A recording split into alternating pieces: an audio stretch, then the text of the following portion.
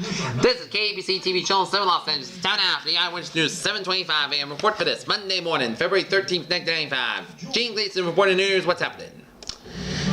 June 30th, that's the day Orange County is supposed to pay the first installment on more than $1 billion in the bond payments due to this summer. But in instant whispers, Orange County officials have said they might default. To some, defaulting would be the worst thing the county could do. Others say so. The consequences would be new so dire.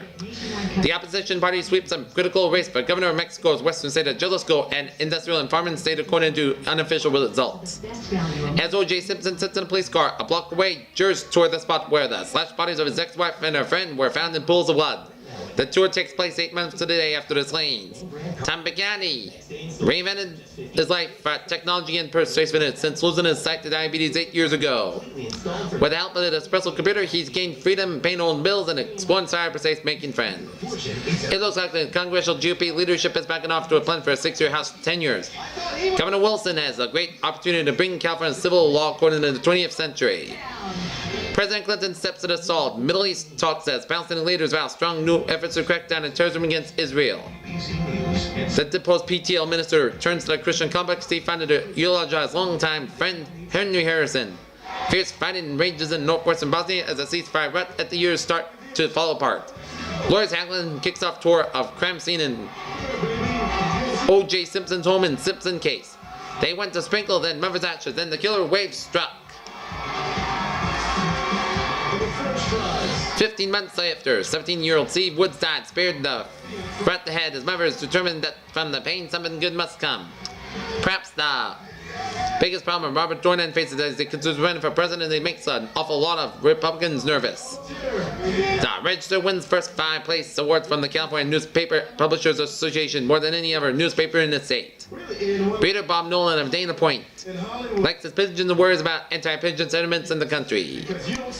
Tamara Milton in 17 of Tustin talks about the history at the Johnson Chapel Sunday services during the congregation celebration of Black History Month. In sports, the Edmonton Oilers win 2-0 despite a great performance by Mighty Ducks goaltender Guy Hebert, who stops a career best 43 shots. Sacramento guard Mitch Richmond scores to a game-high 23 points to earn MVP honors as the West beats the East 139-112 at the NBA All-Star Game in Phoenix. It has been a dizzying run for pro golfer Peter Jacobs, the winner of the Buick Invitational in La Jolla. Mayor today, Bruce Walton will be for the vacant head coach job at Oregon. And Norman talks to 4 computer consultants who joined this corporation to offer expanded services but retain their individuality. Many people have more options than they realize when they need the cash in a hurry. Borrowers should research which will suit their situation. Speech input and output equipment keeps Tom Bacani computer continuing his independence. Let's take a look at our weather here in LA. We have a forecast for Southern California. Go like this.